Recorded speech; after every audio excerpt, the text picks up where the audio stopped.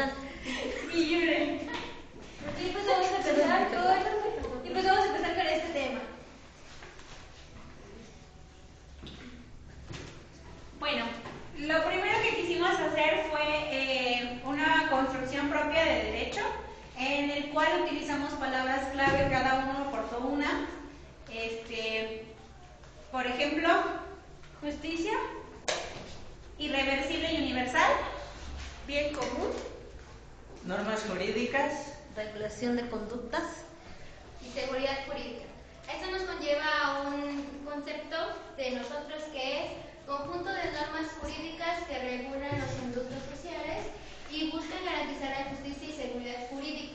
Su aplicación es universal, buscando siempre el bien común, siendo un sistema irreversible que establece el orden y la convivencia social. Derecho contextualizado. Es la comprensión y la aplicación según el contexto, que esto se basa cultural, histórico, económico y social. Primero veremos el cultural. El cultural es comprender el contexto de interpretar adecuadamente las acciones de creencias. Un grupo, en este caso serían comunidades, que cada comunidad tiene sus creencias y culturas. El histórico es la comprensión de eventos históricos que definen las consecuencias y produce fenómenos para ignorar un contexto. El social nos referimos fundamentalmente a comprender dinámicas sociales y relaciones interpersonales. El económico se refiere a comprender el contexto y analizar fundamentalmente empresas o personas de gobierno o de otra institución. Bueno, en este caso es necesario contextualizar el derecho porque las normas jurídicas surgen y se interpretan y se aplican dentro de este tipo de contextos: cultural, social, económico, histórico y político. Bueno, ellas promueven la justicia y el equilibrio según en el momento y el lugar. Buscan también que se garantice la aplicación de estas normas de una manera pertinente, justa y con armonía a la realidad social. Bueno, como primer tema tenemos justicia para adolescentes. y hablando de lo que es en la parte normativa para adolescentes, tenemos lo que es la Constitución Política de los Estados Unidos Mexicanos, donde encontramos 4 artículos que nos llamaron la atención. ¿Cuáles son? Son el artículo 3, todos tienen el derecho a la educación. El artículo 4, derecho a los niños, niñas y adolescentes a la protección integral. El artículo 18, donde bases del sistema integral de justicia penal para adolescentes. Y el artículo 20, más que nada este artículo se va a esta parte del proceso que se va a llevar a cabo mediante el adolescente, ya que debe ser específico y debe de tener tanto especificaciones diferentes en este proceso, un asesoramiento tanto jurídico, y de igual manera debe de estar un familiar presente con el adolescente. En todo el momento del proceso se va a estar informando al tutor o al familiar de qué es lo que va sucediendo o si sale algo diferente. Después tenemos lo que es la Ley General de los Derechos de Niñas y Niños y Adolescentes, que va de los 12 a los 17 años, ¿claro? Y se va más que nada a los derechos tanto como vivir en la familia, la educación, la salud. Aquí más que nada nos dice que tanto el Estado como la familia, la sociedad son los encargados de proteger al adolescente. Cuando llega a cometer un acto ilícito o un delito, quienes son culpables como tal, que es el Estado o la familia, somos nosotros por haberles fallado al adolescente. Ya después tenemos la Ley Nacional de Sistema Integral de Justicia Penal para los Adolescentes, que más que nada busca esta parte de reinserción para poder meterlo otra vez a la sociedad al joven. Después tenemos lo que son las internacionales, donde encontramos lo que es la Convención sobre los Derechos de los Niños y Adolescentes de la ONU y las reglas de Beijing. Bueno, aquí el protocolo de atención integral de análisis de niños y niñas y adolescentes en situación de vulnerabilidad. El Sistema para el Desarrollo Integral de la Familia de la Ciudad de México en el 2024 indica que los principios fundamentales establecidos en la citada convención son 4. El primero es la no discriminación. Este establece que el niño tiene derecho a tener y a recibir el mismo trato y acceder a los mismos derechos sin importar su etnia, género, identidad cultural, religión, y esto significa que ninguna diferencia puede justificar o limitar las oportunidades de desarrollo, protección, participación o crecimiento del niño, niña o adolescente. Como segundo punto tenemos el interés superior del niño. Este interés superior del niño es priorizar ante una intervención, medida o lo que se puede hacer, priorizar el bienestar, la seguridad, la salud, la educación y su desarrollo integral de niño, niña y adolescente. Como tercer punto tenemos el derecho a la vida, a la supervivencia y el desarrollo. Este principio reconoce que la niña, niña y adolescente debe tener acceso al derecho a vivir como protección a cualquier amenaza de inseguridad, a sobrevivir, a esto implica como la salud, el sustento, alimentación o cuidado, y a desarrollarse en un crecimiento sano y seguro. Como cuatro tenemos la participación infantil. Esto implica que la niña, niño y adolescente tiene el derecho de expresar libremente su opinión en todos los asuntos que le afecten y sus puntos deben tomar o ser tomados en cuenta según la edad y su madurez del niño, niña y adolescente.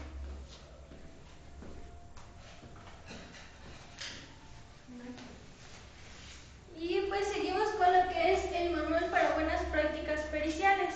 ¿Qué es el manual para buenas prácticas periciales? Pues justamente son lineamientos y estándares mínimos que tienen como objetivo un rigor técnico en el trabajo pericial, lo que hace que fortalezca la confiabilidad ante los dictámenes, brindando certeza a las autoridades y a la sociedad.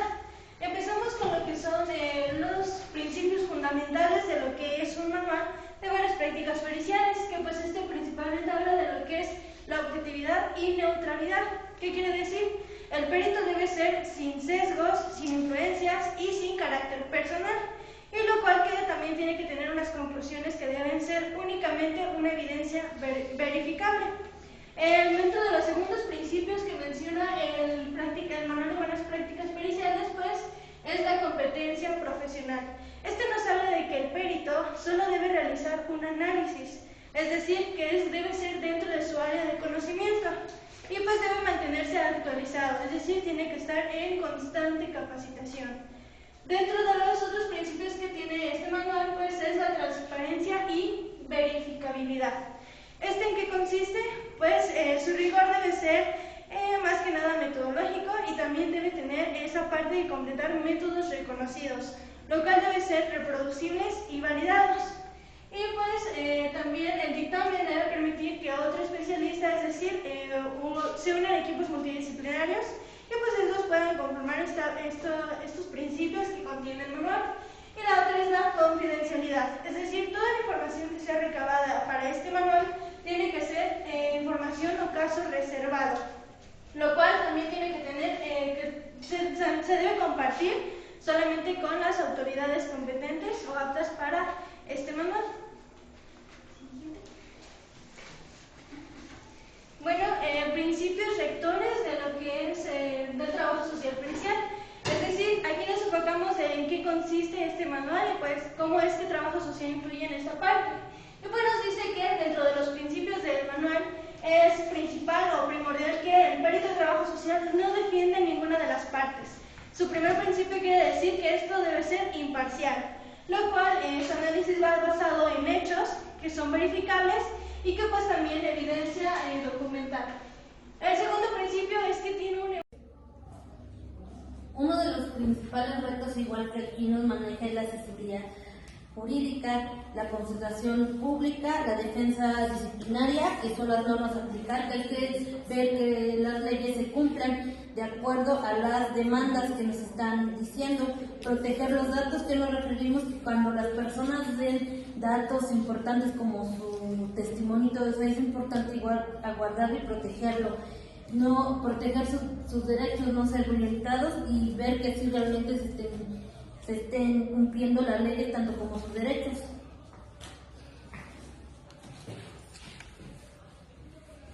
Luego seguimos con la diferencia de la perspectiva de un adulto y un adolescente. Como bien sabemos, Y es cierto, tanto el sistema penal de adultos como el sistema integral de justicia para adolescentes pueden ser muy similares, pero es muy diferente.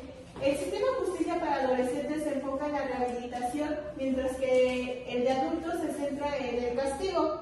La finalidad del sistema para adultos, al ser un carácter reductivo, es lo de castigar mediante la implementación de una pena, que es muy diferente a la finalidad del sistema integral de justicia para adolescentes, que en este caso no sería sino castigarlo, sino educar al adolescente y hacerlo responsable del hecho de la ley señalada como un delito. Se considera que aquella persona mayor de 12 años y menor de 18 años que haya infringido las leyes penales no merece ser castigada, sino puede seguirse mediante un carácter social educativo, a lo que le decía que era educar y medir conducta para reinsertarlo nuevamente a la sociedad y hacer de él una persona de bien.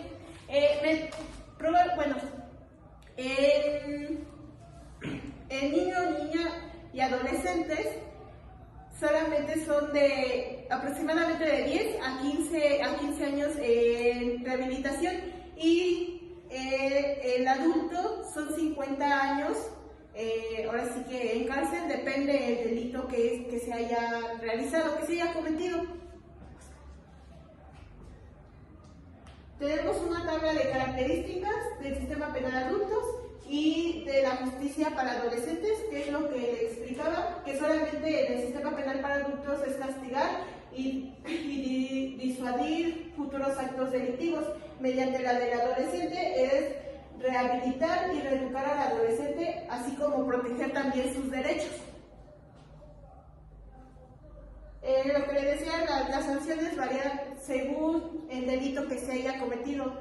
En el adolescente como tal no va a existir un registro penal, porque cuando lo reentregan a la sociedad es para que trabaje y sea como una persona de bien y no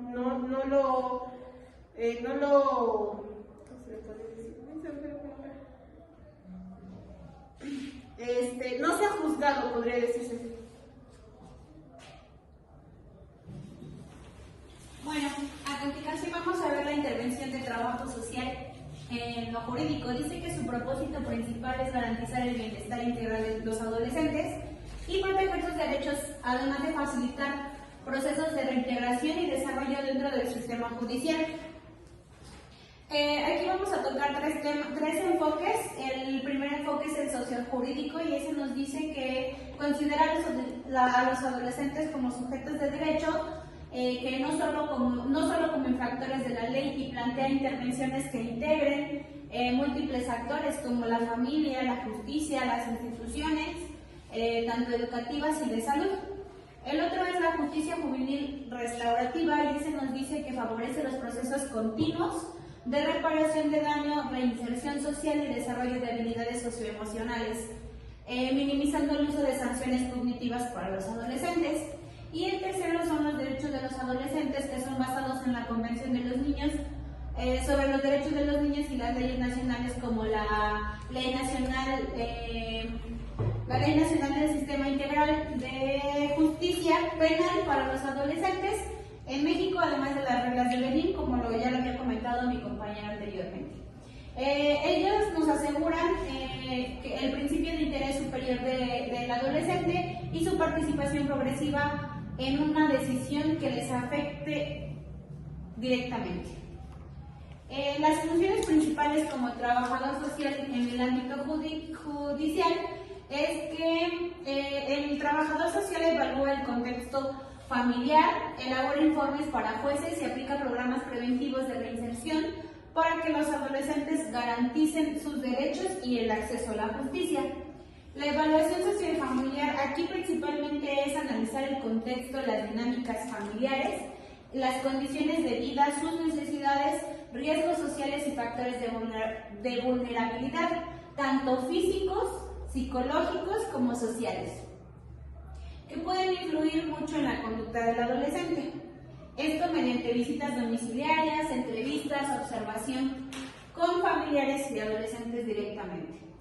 El otro es la elaboración de informes y dictámenes periciales, que esto es, como ya lo mencionamos, es un informe social detallado para el juez y tribunales, proporcionando una visión integral de la situación del adolescente, aportando información principalmente objetiva sobre la realidad social y familiar, coordinándose con equipos multidisciplinarios como psicólogos, abogados, docentes, para garantizar un abordaje holístico, o sea, más completo.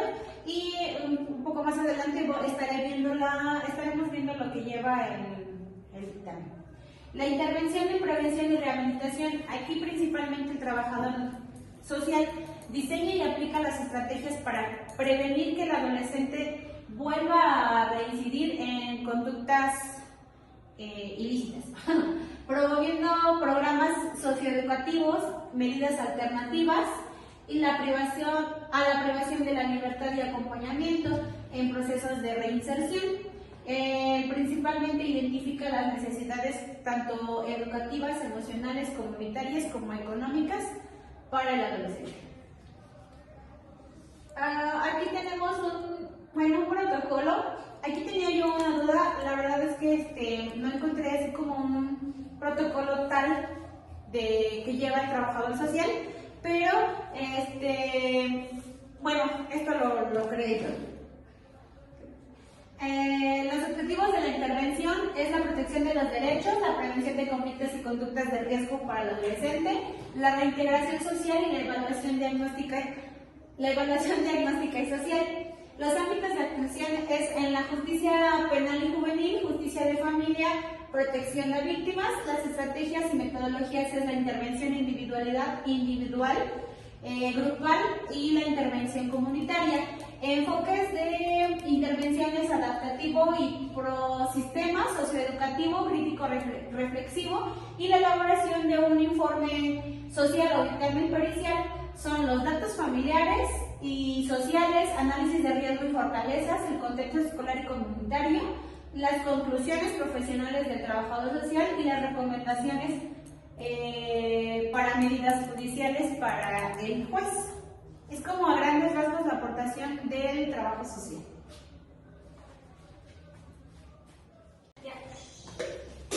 Como siguiente punto tenemos derechos humanos y atención a grupos en situación de vulnerabilidad, que en este caso entran niños, niñas y adolescentes en situación de vulnerabilidad. La idea de vulnerabilidad en el caso de la población infantil podría ser entendida de manera general como la existencia de factores que impiden o en su caso puedan impedir el adeudo, desarrollo físico, mental y emocional. Niñas, niños y adolescentes y que los coloca en una situación de desventaja o desigualdad. Niños, niñas y adolescentes, las personas menores de 18 años de edad y adolescentes, todos ser menor de 12 y menor de 18. Principio fundamental, la protección de interés superior de la niñez. En esto pues ahora sí que se respaldan todos sus derechos de los niños. Las disposiciones jurídicas aplicadas de niños, niños y adolescentes se entenderán dirigidas a procurar primordialmente los ciudadanos las asistencias especiales que requieren en cada etapa de su evaluación para lograr un crecimiento y un desarrollo físico, cognitivo, emocional y social pleno dentro de un ambiente familiar y social.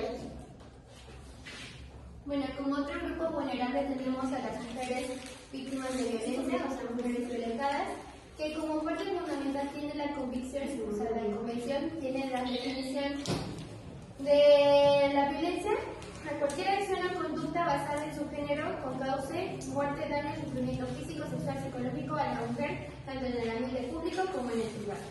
En este aspecto existen 5 tipos de violencia de género, que es físico, el psicológico, el económico, el sexual y el patrimonial. A esto nos conlleva que existen cierto tipo de mujeres en situaciones de vulnerabilidad, las cuales son las mujeres en embarazo, las mujeres con discapacidad, las mujeres migrantes, adultos mayores y mujeres en situación de exclusión social. En este caso nos lleva a un marco normativo. Este marco normativo la cual empezamos con la Ley General de Acceso de las Mujeres a una Vida Libre de Violencia, el cual busca proteger a las mujeres de todas las edades y condiciones sociales a promover una cultura de respeto y no violencia.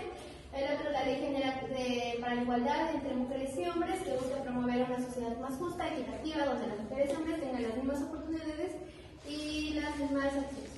La Comisión Nacional para Prevenir y Erradicar la Violencia contra la Mujer, que juega un papel fundamental contra la lucha en contra de la violencia de género en México. Y la norma 044, que establece criterios para la atención médica y psicológica de las víctimas de violencia familiar, sexual o contra las mujeres. Bueno, esto nos lleva al protocolo de la atención integral de mujeres víctimas de violencia de género. Lo voy a decir muy general porque son muy largos. El primero tenemos la detección. En este paso solamente se detectan los tipos y modalidades de violencia, el nivel de afectación y daño a nivel psicológico y emocional, el nivel de riesgo que enfrenta la víctima en función al nivel de peligrosidad del agresor y las necesidades y requerimientos de las víctimas que tienen. En el segundo punto tenemos la orientación y la referencia, que este es un servicio requerido para la víctima que brinda y debe ser o debe procederse en la red de servicios y debe estar en disposición tanto de entidad federativa o en caso de país o sea extranjero. En 3 tenemos la valoración del caso. En este caso tenemos que es la canalización de áreas correspondientes para recibir la atención, tomando en consideración el nivel de riesgo y la peligrosidad del agresor. La 4, la planeación y diseño de atención. Este es el diseño, establecer un conjunto de objetivos de atención, entonces se establece el diseño para poder proceder.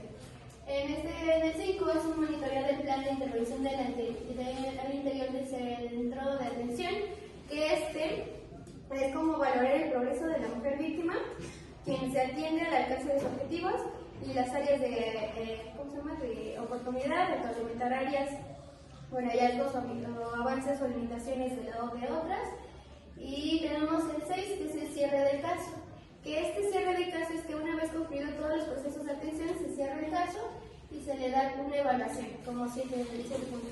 Y la evaluación será realizada por usuarias del mismo, así como entre colegas y superiores jerárquicas. Y el otro como punto último es el seguimiento. Este es el diseño de seguimiento para que la víctima, para que la mujer violentada no regrese a la misma situación de violencia, y si es que sí, solamente se trate de acorde a sus necesidades y objetivos. A esta cuestión, el último paso, se le adquiere mucho al trabajo social, de que se le da seguimiento como con entrevistas, con visitas domiciliarias y así.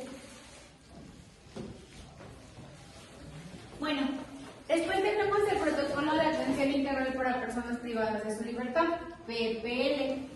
Nos dice que como primer número es la recepción y registro inicial. Ahí verificamos la identidad y la documentación legal, el registro en sistemas penitenciarios, información del interno sobre derechos, normas y servicios disponibles, notificación a familiares o personas designadas si así corresponde.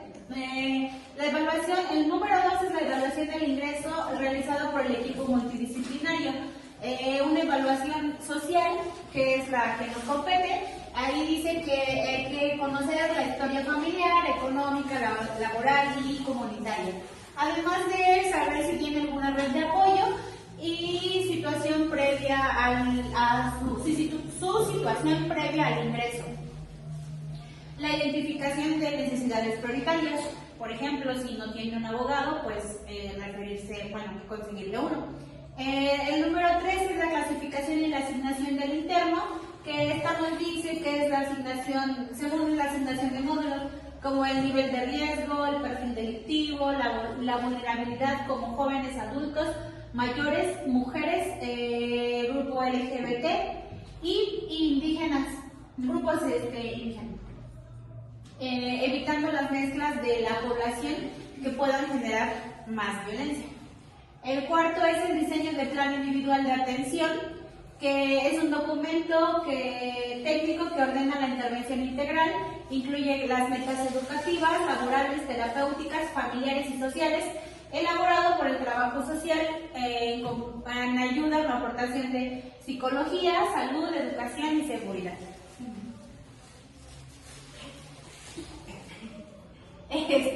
jurídico es la intervención durante el proceso penitenciario. La intervención social es el fortalecimiento de los vínculos familiares, la orientación jurídica basada en gestión de apoyos y programas sociales y la preparación de la reinserción. El número 6 es el seguimiento, evaluación y reportes, que es la valoración periódica de los avances tanto físicos como emocionales, educativos y de conducta. Ajustes al PIA según el progreso o dificultades. Informes para autoridades penitenciarias y judiciales si así lo requieren o si así no lo solicitan, y la preparación para la reinserción social debe iniciarse meses antes a la liberación, que esto es a base de talleres de habilidades para la vida, orientación laboral y vinculación con programas de empleo, coordinación de servicios sociales externos y la preparación familiar y comunitaria. Y por último tenemos el egreso y acompañamiento postpenitenciario, que es la evaluación final del PIA, que es el acompañamiento inicial en la libertad para reducir reincidencia, la derivación de programas comunitarios como salud y ya no sé qué. Bueno, el marco normativo para las personas, lo hice muy general, la verdad. Dice que cada país tiene su legislación penitenciaria que se adecua a la situación en el país. Bueno, como primero tenemos la Constitución, la Ley de Penitenciaría y la Ley de Ejecución de Pena, el Código Penal y Código Procesal y los derechos fundamentales de personas privadas de su libertad.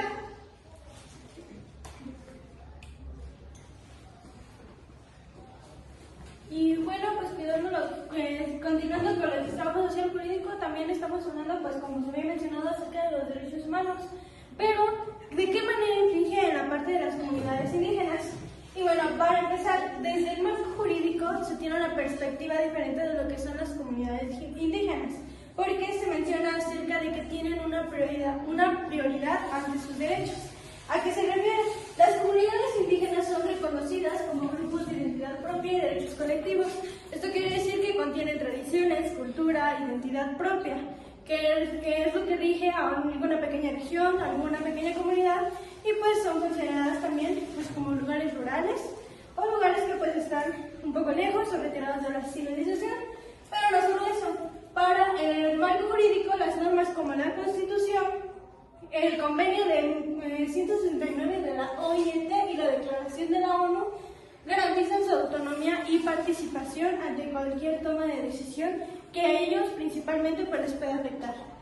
Otra de las normas que garantizan la protección de las comunidades indígenas, como lo había mencionado en el apartado del primer apartado, pues menciona la Constitución Política de los Estados Unidos Mexicanos, que pues dentro del artículo 2 se menciona que la Constitución reconoce a los pueblos y comunidades indígenas como parte fundamental de la nación. Y pues dentro de las otras normativas que entra pues es la Declaración de las Naciones Unidas de los Derechos de los Pueblos Indígenas 2007, que quiere decir que no es jurídicamente obligatorio, pero el estándar internacional más completo pues de derechos indígenas es un marco guía que orienta políticas públicas, justicia y acciones de protección. Dentro del siguiente convenio es 169, que pues es la Organización Internacional del Trabajo, OIT, es un tratado internacional vinculante que protege los derechos de los pueblos indígenas y tribales, y que pues principalmente su obligación a los estados es respetar y promover su participación y autonomía dentro de estas comunidades. ¿De qué manera es el trabajo social en las comunidades indígenas? Garantizando obviamente por los derechos, es decir, trabajo social y garantía de derechos y pueblos indígenas. ¿Qué pues es un conjunto de derechos humanos que el trabajo social contribuye a visibilizar las condiciones en las que éste se encuentra? Pero pues no solamente eso, vulnerabilidad histórica que enfrentan los pueblos indígenas. Es la falta de arraigo ante alguna organización o falta de ciertas oportunidades y posteriormente pues el reconocimiento de sus derechos, principalmente como región. Y pues son acciones que estos se enfrentan y que los pueblos indígenas piden un respeto respeto hacia su identidad, su cultura y sus tradiciones, lo cual dentro del trabajo social lo que hace es que fortalece su participación y asegura el ejercicio pleno de sus derechos colectivos, tanto colectivos como individuales.